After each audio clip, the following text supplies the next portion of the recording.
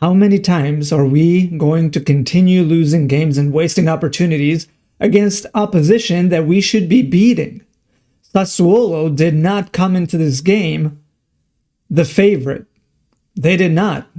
Milan were the heavy favorite, top of the league, great win against Torino, last week, a comeback win.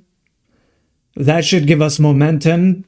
That should give us the confidence and the belief that we can fight back if we go down. But it wasn't enough. It wasn't enough this time.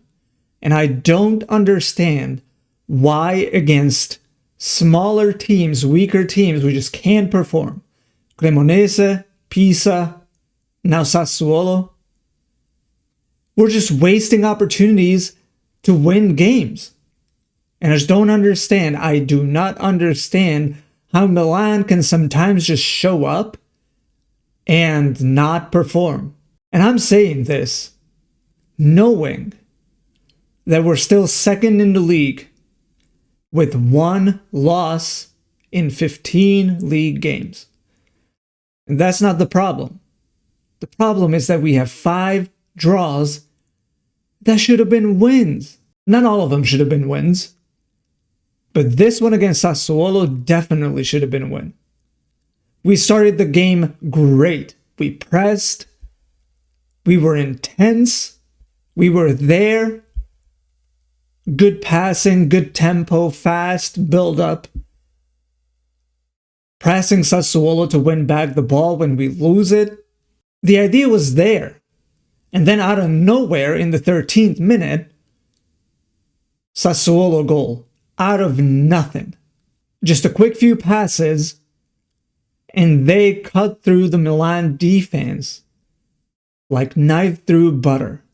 And it was concerning because it seemed like we were completely in control, and then just a few first-time passes pinging the ball around, and then Gabbia loses the attacker, and then everything just collapses, because then the Sassuolo attacker is one-on-one with Milan, and at that point, Milan can't save everything. We cannot expect that.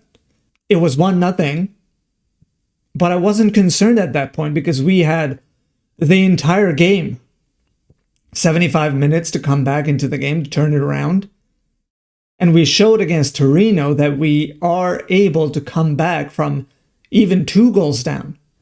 So at the San Siro, at home, in front of the home crowd, I was confident that we can turn it around.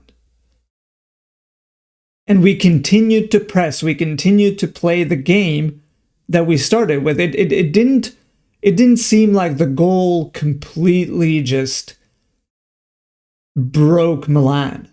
We continued to press. We continued with the game that we started with. We started to create chances. And in the 34th minute, shortly after the half-hour mark, it was a great moment. Bartesaghi, this guy needs to be in the team all the time because this guy has such a bright future. He's been good defensively so far.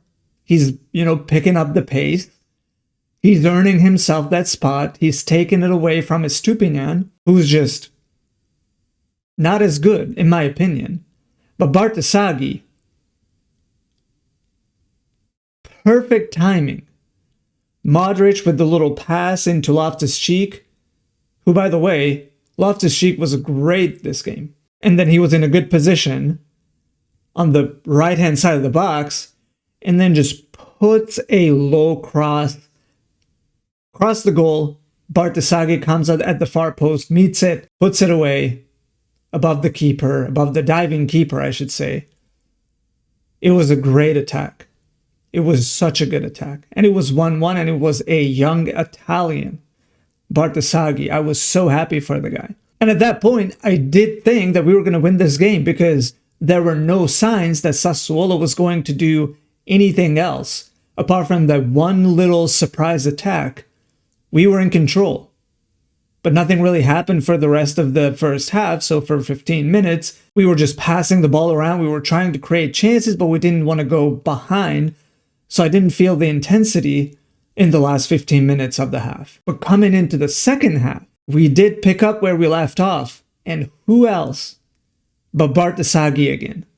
And it was a very similar goal from a very similar position. Pavlovic brings the ball up, passes into Nkunku, who lays it off to Bartesaghi on the left side, and Bartesaghi from a very similar position slots it near post, past the keeper. And Milan were up 2-1, and the comeback was complete. And we had nothing else to do but to win the game. We had the entire second half to create more chances, score more goals, and not allow another one. And it looked like we were going to do that because we were keeping up with the intensity. We kept pressing, we created chances, we had 2 disallowed goals, and this is where I need to talk about refereeing. Again, it seems like we always need to talk about refereeing. Because Pulisic had a goal. Pulisic had a goal that was completely legal. It was a cross coming in from the right. Pavlovic meeting it at the far post, heading in across goal. Pulisic, positioning himself like 2 feet away from goal, taps it in, 3-1.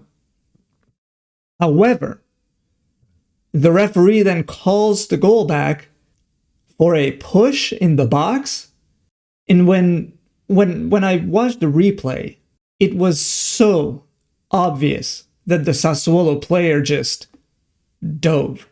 Pavlovic was there, and I think Loftus-Cheek was there. And there was contact because that's how soccer is played. It's a contact sport. You cannot anticipate people to not touch each other. And so they were fighting for position, and the Sassuolo defender, as soon as he felt a tap on the shoulder or on the back, he just went, ah!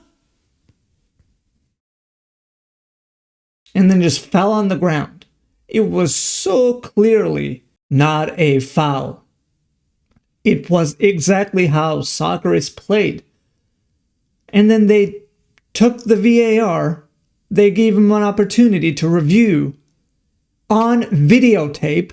There was a person sitting in front of a screen, like I am now sitting in front of a screen, and they were replaying the scene. And they determined that it was a foul and the goal should not count. How much longer are we going to use VAR as an excuse to get out of making a decision on the field? Referees, it seems like, and I talked about this in my previous video, referees are becoming cowards because they are not confident or not brave enough to make a decision that is controversial, perhaps, because, they're going to watch the tape back and there's going to be one little touch. So by the letter of the law, it's a foul. But it's not. Referees should own their decisions. They should stand tall and say, the guy just completely collapsed. It was like a little autumn leaf on the shoulder, and he just completely collapsed, died, rolled 16 times. And I saw that, and it was not a foul. So how much longer are we going to just use VAR as an excuse to make stupid decisions that don't make sense? But at that point, we were still 2-1 up, so we had every chance to win the game. And then in the 77th, 4th, whatever minute, Sassuolo did the exact same thing that they did in the first half. Quick passing, pew, pew, pew, and a quick goal. Because Milan, the defense was just asleep, it seemed. And this time it was Tomori that lost the attacker. And I'll have to say, I'm not very happy with Tomori because now is the second game in a row that we can see the goal off of Tomori. And maybe we need to look for someone else because these mistakes cost us. But maybe I'm too emotional because once again, I need to remind myself that we're second in the league. We have one loss in the entire season. So maybe it was just 2 bad games for Tomori. But I just want to keep an eye on him from now on, because it seems like he's not elite level. And Gabbia is not elite level either. But maybe I'm just too emotional right now. I don't know. You can keep me in check if you want. But it's very concerning to me that we just switch off. That the concentration level, especially from the defense, is not consistent throughout the 90 minutes. I don't think we can afford this. Because when it's a big game against Inter, we can do it. When it's Sassuolo, we can't. We just need a few more additions because, and this is where we get to the best and worst part of the game. And I'll start with the worst part. The attackers were just not good enough today. Pulisic, Salamakers, Nkunku, they weren't their usual selves. Salamakers couldn't get past his defender one time. I mean, not a single time.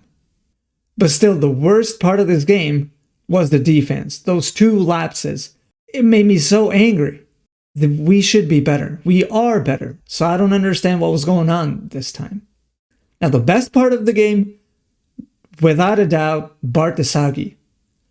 He's coming up as my new favorite player on the Milan team, next to Pulisic, next to Salamakers, next to Modric. Bartesaghi has a great future, I'm telling you right now. I've been telling you. I think everybody can see it. Allegri can see it because he puts him in the team over Estupinian, which is a good decision. So Bartesaghi, hats off. 2 great goals. Please keep it up. Keep it up. And on the Milan team, the player of the game was also Bartesaghi, obviously. With the 2 goals. It's just super, super sad that his breakout game, where he scored 2 goals and could have been the hero to save Milan, was wasted by Gabbia and Tomori.